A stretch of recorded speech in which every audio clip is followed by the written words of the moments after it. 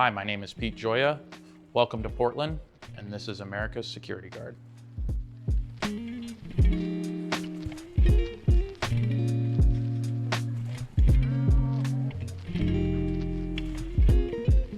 Yo, what's going on, guys? It's your boy, Atypical Security Guard. I want to welcome you to today's episode of America's Security Guard. We're going to be talking to one of the owners of Echelon Security. I'll let you go ahead and introduce yourself into that camera right there. All right, my name's Pete Gioia. I'm the Regional Director of Operations for Oregon and Washington. And yeah, I guess I am one of the owners of Echelon. Hey man, be proud of that. Be proud of that. You should be proud of that. I know Very you proud. are. I know Very you are. proud. Yeah. So everybody right now is aware, all across the country, we have seen mass protests that have broken out. This past weekend was what was called the No Kings protest.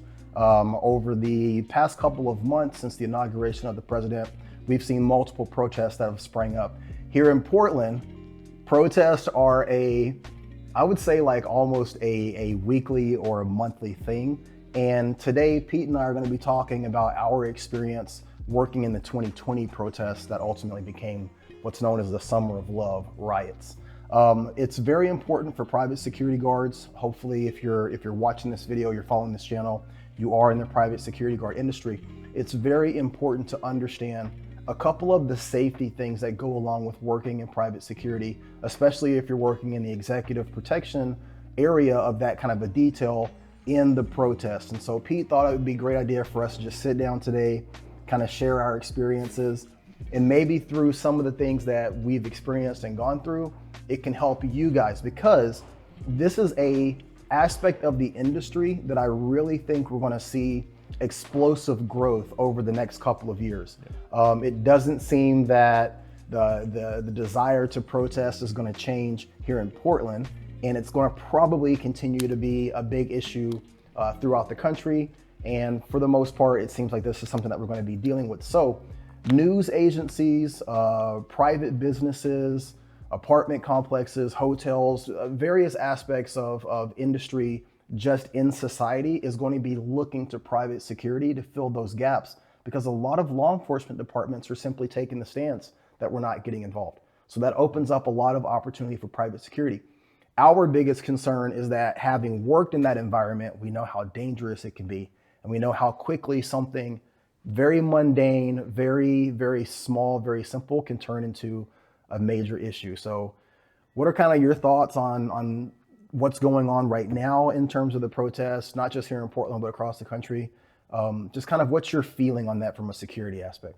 Protests, like you said, protest activity in Portland has always been the case. I think Portland's very proud of its ability to vocalize its stance on major issues. I think that there's a lot of very passionate people in the city of Portland.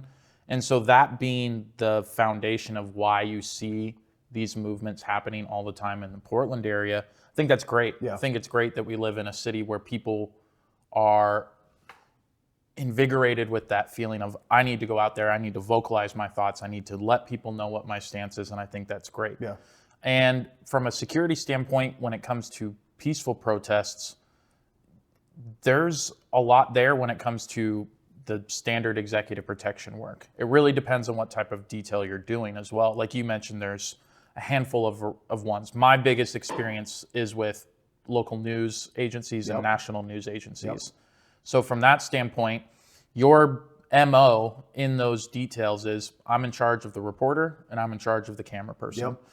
My job isn't to dictate what they film or how they film. My job is just to make sure that nobody touches the camera and the reporter can safely do their cuts or their live shots, reporting that whatever it is going on. So from a security standpoint, you're required to be fluid.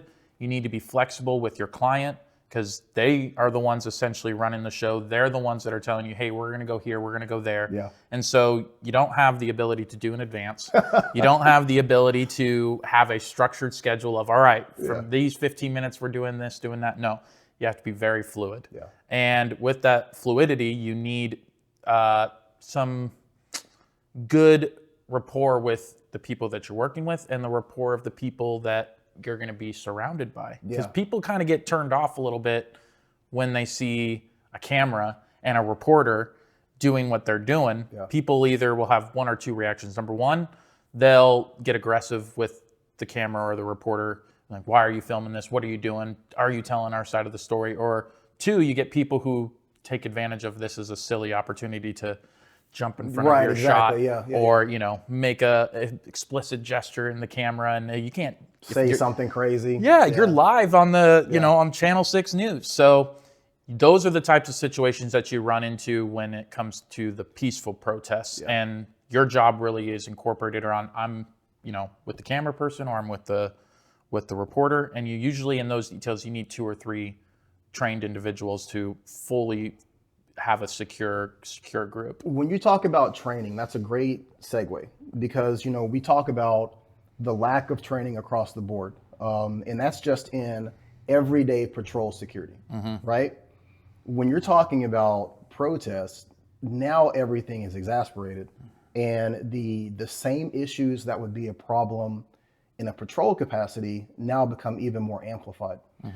The need to be able to be situationally aware and understand what's to the front, the back, the left, and the right of you. To also be able to regulate your own emotions in a stressful situation, because things will become stressful at the drop of a dime, right? And then also understanding the importance of, for a lot of security guards, they're working in this environment probably for the first time. So my question to you, like, what training did you have to work in that environment? Sure. So I had the fortunate ability to get formal executive protection training in 2016 through Oatman and Associates, and they're a executive protection school based in Maryland. Okay. So I went and did a week-long course training that was 6 a.m. to 6 p.m. 5 days a week. So incorporated a lot of training. It included defensive driving training, how to follow your protectee through public spaces. Right.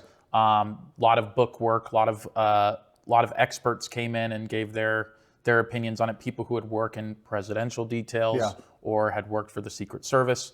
So that was a really great training opportunity for me in 2016 to go to that. It just so happened that all of that training could now be applicable to the political situation that we've had over in Portland, specifically over the last 10 years. Yeah, 10 years, easy. 2016, we had the protest in Portland, and not long after that school, after finishing that training, I got hired on to do the protection detail for the news crew in 2016, and I was doing that. That training became even more prevalent in 2020 when it came to the continued protests and the George Floyd protests that happened, the Summer of Love in Portland. So doing executive protection work is very different than doing private security work. There are some similarities, but the training that goes into it is very different. And just because you do good security doesn't mean that you will do well in the executive protection world, and vice versa too. What would you say would be like 3 of the attributes that are most important to executive protection that don't necessarily I'm not going to say aren't needed in patrol security, but you're saying like there's an importance to the things that we do in executive protection that are a lot different than private security. So what would you say would be 3 of those things? I think that's hard to narrow down, but what I will say is that executive protection work has a lot of soft skills. Right. Soft skill development that requires that individual to be good at, let's just say, communication. Right. I would say communication is key. How you communicate to your client, how you communicate if there's an issue, the demeanor that you carry when you're communicating outwards to the people that are watching you do that job. Communication is key. Flexibility. I think when it comes to security, there's all right, I know I'm supposed to patrol this building at this time, or I'm supposed to check these doors, these windows, and I need to write this report, and it all gets done by this time frame. It's very structured, or it can be very structured. There's not a lot of structure in EP, or working in those types of details.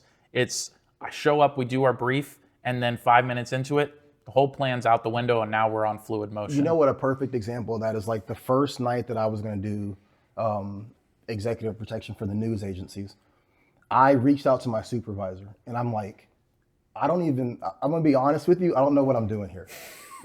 And he goes, you do know what you're doing. You just have to boil it down. You know, all I want you to do, like you said, make sure that nothing happens to the reporter and make sure that the camera doesn't get broken.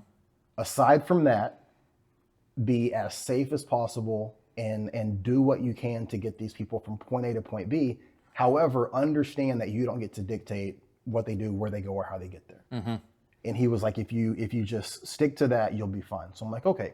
So me being the kind of person that wants to, like, you know, put my best foot forward and like really show that I'm doing a good job, I go down to the area where I know we're going to be filming. And I'm like, I'm going to go the day before and just kind of scout things out. And the protest is already going off. So I'm looking at side streets and I'm trying to be covert and taking pictures of like street signs. And I have this whole plan in my head about how we're going to get down there and how we're going to get out. And the second that we go down there the next day, the protest is twice as big and the police have moved in. So now like any opportunity to go in this certain direction or these certain streets, it's gone. You bring up a good point though, which is that basic strategy of doing it in advance, right? So I like that you go down to an area, scope it out, see what it looks like, look for avenues. The advanced portion of your job doing EP work is super important. And I would say that would be another, wouldn't say that's a soft skill, but that would be one of the top skill sets that you need to be able to identify when you walk into an area. What do you look for? You're looking for exits, you're looking for safe road closures, you're looking for where can I park the car, where can we do a safe pickup? We got to bug out, where do we go? Where are the bathrooms? You know, where's the good food? You know, if we need to take a lunch break. So doing the advanced portion is super important. I like what you do, but in the protest activity also, like things change in a heartbeat. So you're advanced, you do that, and you go, okay, I know I'm going to take this road, and then we can use this restaurant, and then this is the bathroom, and then we get there, and it's like, well, that restroom's closed. That road's closed. Can't park the car there anymore. That restaurant's boarded up. That one's burning. That one's burning. So, all right, now we're kind of in a fluid situation. So, you know, that was such a learning experience for me in 2020 specifically, because there was no real safe areas when we were in it. And again, when it comes to this type of work, understanding what your job is. My job isn't to enforce private property laws at that point. My job isn't to stop vandalism. My job isn't to call the police if there's people protesting or blocking traffic. I have a sole primary duty. My primary duty is to the camera and the camera person and the reporter. You get very singularly focused. And you have to stay focused on that goal because it's very difficult when you're out there watching everything happen and you're like, well, I need to do something. You have a specific role you're playing in all of this. Absolutely. So being able to narrow down that focus, understand what your job is, and like you were saying as well, is like, well, I don't know what I'm doing. You do. It's very basic.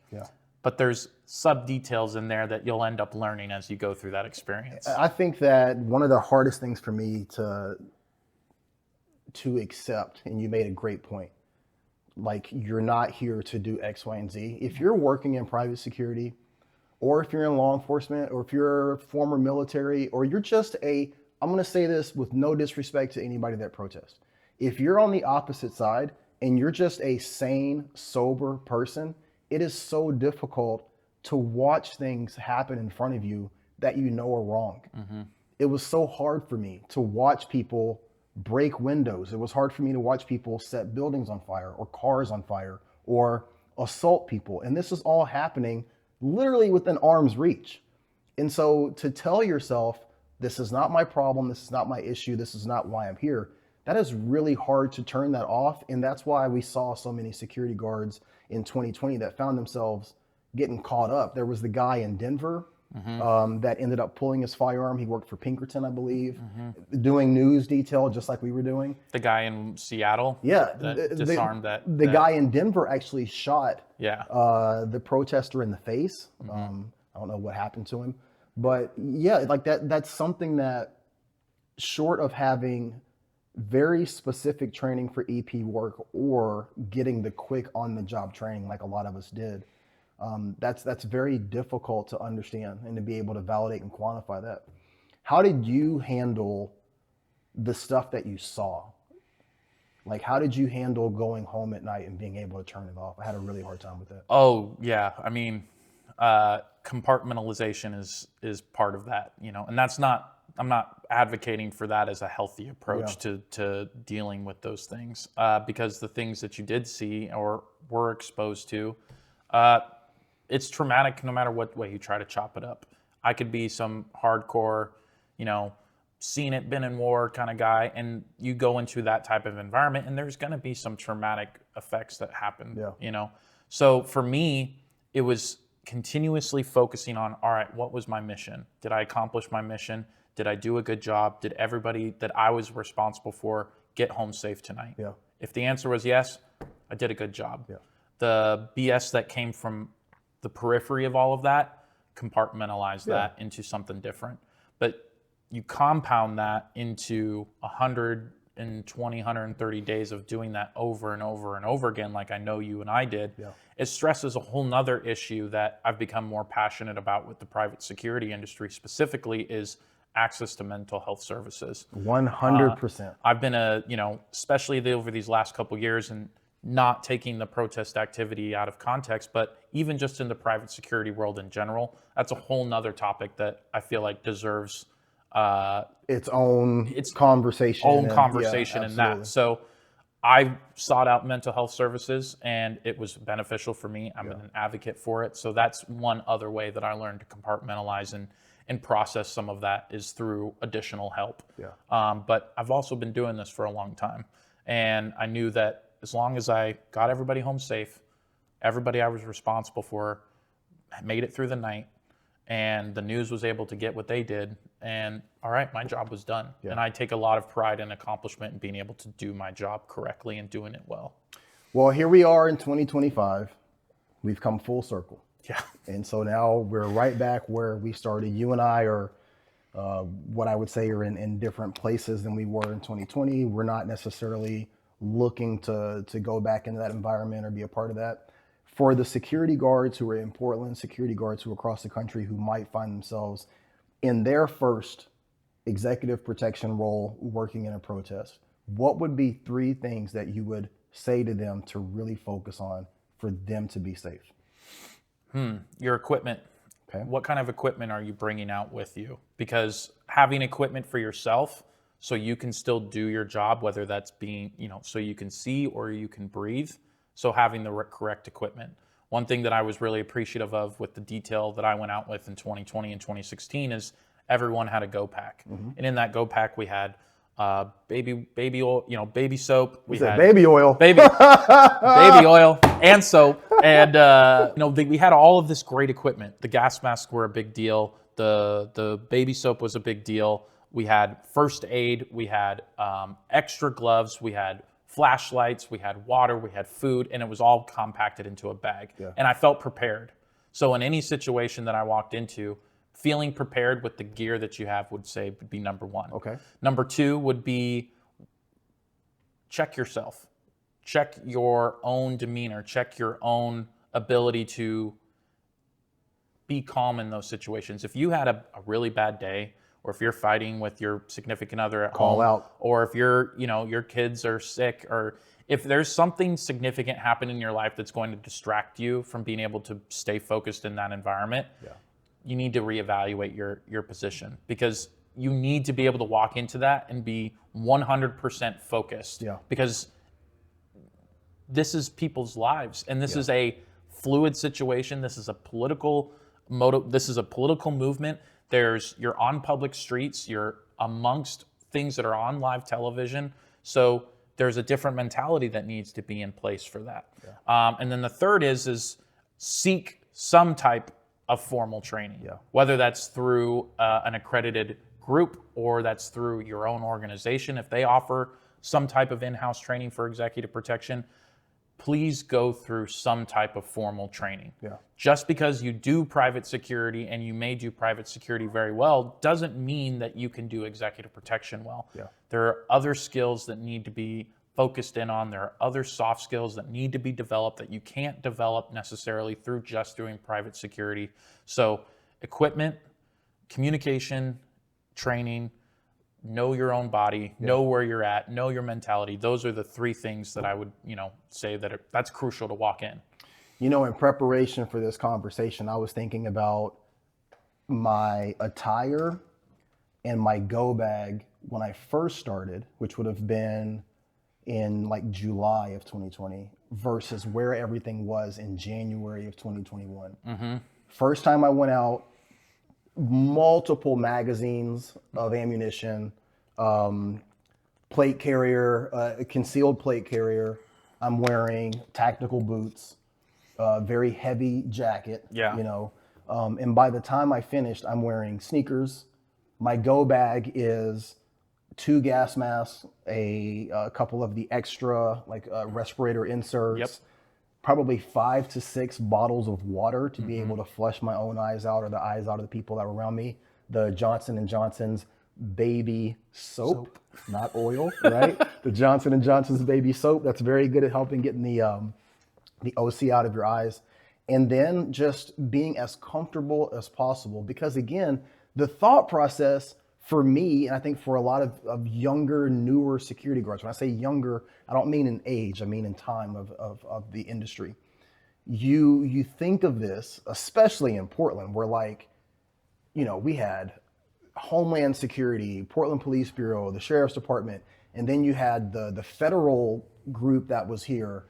You're going into a very tactical environment. So your thought process, or my thought process was like, I need to be ready for this. But you quickly realize that you're not there to engage. And you and I had this, roles are very different. Very different. And you and I had this conversation where you were like, even if you were to engage, if you got yourself in a situation where you had to engage someone, what do you think the outcome is? And I thought that we really need to touch on that in this conversation, because so many guys have the attitude, F around and find out. Mm-hmm. Okay. When we were working the protest, what were there, 20,000 people down there? It's like, you don't have 20,000 rounds. It's a big ass backpack. And even if you do, that you need. This was so important that you said this. Even if you do, if you're justified, you're ethically, legally justified to pull and engage that threat, then what? Let's talk about that. So just because I don't want this to be super controversial. Of course. I want to make it abundantly clear that there are different ways for people to go about doing executive protection work. Right. There are groups that train people that say, hey, you carry a firearm for work, and we're going to train you in firearm proficiency because carrying a firearm is part of your executive protection work. Right. There are organizations that don't do that because they don't want the primary focus to be your job is to engage and stop a threat. Right. Your job is to get your protectee to a safe location as soon as possible, regardless if there's a threat. Right. Your job isn't to engage that threat. There's a threat. My job is to evacuate and move away. Because if you're engaged in that threat, who's watching this person? Yeah. So there are a variety of different ideas and strategies around it. My philosophy was, especially in the 2016, 2020, and now the 2025 protests, is I don't want to bring a firearm down. And I get a lot of flack from different people, saying, why? What's your logic behind not bringing a gun down to a very volatile situation? And it goes back to what we were talking about. Let's just say I am justified in using lethal force on somebody, and my life is imminently in threat, or the life of somebody else is an imminent threat, and I use lethal force to stop them. Then what? I've just engaged and lethally shot a protester in a politically charged environment on live television, in front of 5,000 other people. Right. There's not a good scenario for that. Yeah. I don't see that playing out well for the security guard. I don't see that playing out well in that environment. I think it has a potential of making it even more dangerous. Right. And there could be more aggravation because of that. And so to just take that out of the equation, period, and not have that be an option, I just didn't carry a firearm. I already know that people are. I know. That's why I was afraid. No, God! I know. And I own guns. I'm a gun advocate. I believe in the Second Amendment. You're running armed security I'm company. running an armed security company. Right. I want people to have armed security. I'm just saying that there are situations where there are other ideas and options to take into account. And it requires that critical thinking to decipher and play that what if scenario game. Play that with yourself. Ask yourself those questions. What if I do shoot somebody? What happens then? Well, then I'm going to carry 5 extra magazines in my bag. Is that the best use of the type of equipment that you want to be carrying? Right. I'd rather be carrying 2 or 3 extra gas masks or extra respirators or more baby soap, or water. Yeah. Those are more important tools to have than 4 extra magazines because I'm afraid I'm going to get into a firefight. And I think that when you're talking about the kind of person that fits the motif of who you want working in that environment, critical thinking and being able to understand and articulate nuance and ambiguity, because so much of what we do, it bleeds into nuance, right? Mm-hmm. And so for the people who hear what Pete is saying and you're thinking to yourself, I would never go into this environment with a firearm. I know. I can bet there's tons of people that are super upset right now. But you do have to think about so many things that are amplified outside of just doing the job. Thinking about the video footage, thinking about the potential issues it could cause for the security industry across the board. Mm-hmm. Like a lot of people don't think about that. Yes, you might be justified. You might get out of it. Nothing happens to you legally, everything works out. But then there's this industry-wide clamp that comes down on private security being able to even work in this environment moving forward. So there's so many things that happen that you have to be aware of. And I think that is something that's often overlooked, is the importance of people being able to understand that small ambiguity and nuance that comes into it. And private security on its own has enough scrutiny as a group or as an organization in the capacity that it currently is when it comes to justified use of force or security guards carrying firearms. There's a lot of conversation about that, and that's a whole nother topic that I think we could cover and sit down and go over, specifically just about that. Absolutely. But take what I'm saying as this is my opinion. No, my preference, my opinion, my situation. When I'm talking to myself about what I am going to do this night or what my goals are, none of it is revolved around I need a gun in order to do this job. I think that there is arguments for both sides, and I see that. And if you are going to carry a gun in that situation, know what the consequences will be after the fact you're going to be using it too. Just take that into account. And that's that critical thinking mindset that you need to have in these types of jobs. It's not just you came across a person conducting a burglary on private property and all of your ducks line up in a row to make an arrest, or if they pull a knife on you or something like that. It's a completely different set of circumstances. Yeah. So it requires a completely different set of responses and different set of thinking. I wish that we could go through all of the list of things that you have to be able to do in terms of communicating with people, but also being able to utilize defensive communication, right? Letting someone know that, hey, we have a job to do, we're leaving. Being willing to take the L. So many times where I had to just tell protesters or people that were engaging in a riot and they're coming up and I'm like, hey, we're leaving. You know what I mean? And sometimes I had to tell the reporter or I had to tell the cameraman, I am telling you from a professional opinion, this is where we need to stop. Yep. If you choose to go forward, I'm not going with you any further. I'm going to stay here or I'm going to retreat. I'm leaving. And very rarely did I have a news reporter that fought me. I had a lot of cameramen that wanted to do their own thing. Yeah. That was probably the only issue where there was ever any butting of heads. And I tried to always be respectful and understanding and empathetic to what they were going through. But, I think you touched on something really important, which comes down to communication and rapport building, right? So I don't know what it was like for your circumstance, but for me, I always was assigned usually the same 2 to 4 different. 2 to 3. Yeah. So over time, you build rapport with the reporter, with the camera person, and you learn what their comfort levels are and what they aren't. So I had a reporter and a camera person who didn't like going into the muck of it and didn't like being in there as things are going off behind them and doing their live shot. And they were more passive. They wanted to be on the outside. They wanted to film safe.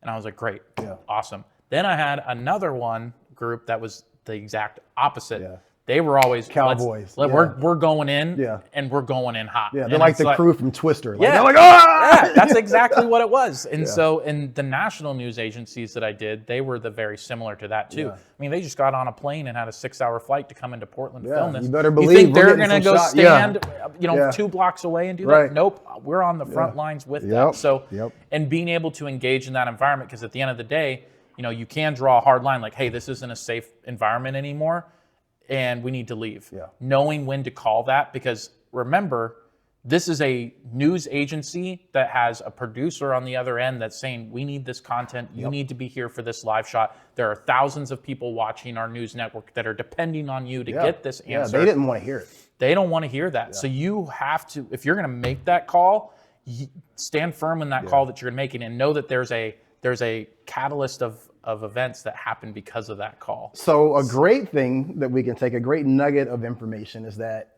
much like in security and every other capacity, every decision that you make or don't make is going to cascade into a whole nother set of circumstances or situations.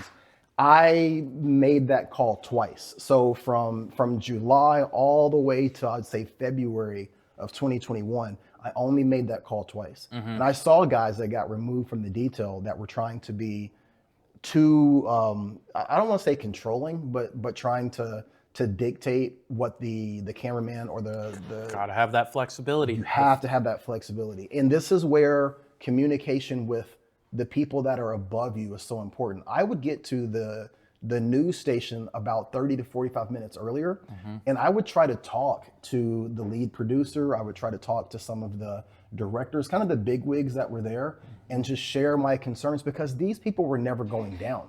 They were in charge, and they were sending reporters, they were sending camera people down, they were in charge of, the security staff, but they weren't going down there. So that 30 minutes of just conversation about, man, this is what it's like, this is what we're seeing, this is what I'm concerned about, it really gave me a little bit more grace in being able to kind of leverage that and utilize that. And this is why I say to security guards out there, I understand that most companies don't want you or do not allow you to have interaction with people that are kind of at that upper management level on the sites that you're working. Yeah, but it is so important to create that rapport. And I'm not telling you to violate your post orders or go against the directives of your companies, but I am saying you have to get comfortable talking to people and communicating with people. There were security guards that were on the EP detail with me that never said anything. And, they were the strong, silent type. Maybe they were former military and they were great at what they did. But by not creating that rapport with that reporter or that cameraman or the people that worked in that location, when they did finally speak up and make that demand that we're out or we're not going to do that, then it came across the wrong way. Yeah. So it's a balancing act. You bring up a good point, which is an important aspect of all of this, which is the operations aspect of it. So who's running your op? We as EP, we had somebody running the op. We had our own producer that was not on the street, that was the one that gave us this detail, who was in charge of assigning people to these protection groups. Yeah. What is the operations doing to help support those groups, those security guards that are in those scenarios? Yeah. So when you work for an organization, make sure that you have a strong operational background, or the person running your op has a strong operational background, and that they have some context to work off too. Yeah. I think that is equally as important and as a contributor to the success of those details in having a good back house operations set. Absolutely. Because if I am looking at my group of people from somebody in my position, if I was asked, all right, we've just got tasked to do security EP work for 3 different new organizations this weekend. So you need, 9 people. Okay, I'm not going to just pick the 9 people that are available on the schedule. I need to look at what type of news agency are we doing? Is it a local? Is it national? All right, how many people? Is it nights or days? All right. what is the experience of the people that I'm looking at? Do they have the critical thinking skills? Have they been able to show that they have the capability of being in a fluid situation? Do they have previous experience? And assigning those who have the best chance of success into those groups. Yeah. It takes more forward thinking to do this type of job correctly. It's not just plug and play or warm body on a post. Yeah. That's when it becomes dangerous. Yeah. And you put people who are inexperienced or don't necessarily have the right mentality or critical thinking skills to go into that environment, and then you run into situations like that where I have a guy pulling the news crew out 3 blocks away. Yeah. Well, now their producer's really upset because you Hot. missed you missed Yeah. the 6 o'clock show. Yeah. You know, and so there's a balancing act there. And so just to stress that to everybody that's watching is have good operations. Yeah. You know, the group that you're a part of, make sure your operation group is solid. Make sure that the person in charge of that operations is somebody that you have good rapport with, and that they are the ones also exercising that rapport with those that need to be communicated with outside of the ones that are physically on the ground, if that makes sense. To wrap this up, would you, if you know, with your experience in terms of managing the company that you're in charge of now, but then also looking back at what you experienced working in that environment, would you suggest to officers who are out there, security guards who are out there, to get into this line of work, specifically doing protest or riots? Would you suggest that they do that? I think it really depends on what your overall goal is as an individual. Okay. For me, I'm very fortunate to have gone through that experience, in my opinion. Was it traumatic? Did it suck? Were the hours awful? And was the pay not enough? Absolutely, all of the above. But the experience that I got from that was invaluable. Yeah. It's experience that you can take with you to other parts of your life or back into the security industry alone, or if you leave the security industry and go somewhere else. Yeah. At the end of the day, if it's nothing else, it's a great story to tell at dinner. Heck of a story. Heck of a story to tell at dinner, you know. Yeah. But I encourage those that feel like they're curious about becoming more involved in the executive protection world. I encourage it. It's a very fun world to be in. It's not all James Bond and glorious, though. Like, people need to understand that EP work 99% of the time is customer service skills, soft customer service skills, 99% of the time. Yeah. The 1% is when shit hits the fan, and now you have to do your job, and you have all of these critical thinking matters that you need to take into account. And are you the type of person that can be cool under pressure? Yeah. You know, freak out on your own after you're off work in your own time in your own home. But in the moment, you need to have that cool, calm demeanor, because people are going to look at you. And they're depending on you. They're depending on you to make a decision and to keep them safe. So 100% encourage it, 100%. Get formal training, though. Don't just hop into it and be like, I think I can do this. You know, I'm going to try it out one night and I'll just sign up for it. Get some formal training. There are places in Oregon that have formal training. There are nationally accredited EP schools that you can go to. Oatman was the one that I went to. I highly recommend it. Robert Oatman is a great wealth of knowledge. He has a ton of experts that help train people, and they do courses all year long. So get the training, because you can't learn everything in this industry. It's always best to get more and more and more training. And so for those of you who are like me and didn't get the training, but you ended up down there anyway. Learn on the job. Learn on the job, but be open. Be open to the information on how to do it. Yep. And again, I was lucky enough to have a mentor who now works for us, Jimmy. Mm-hmm. I was lucky enough to have a mentor and a supervisor who was like, I understand this is new to you.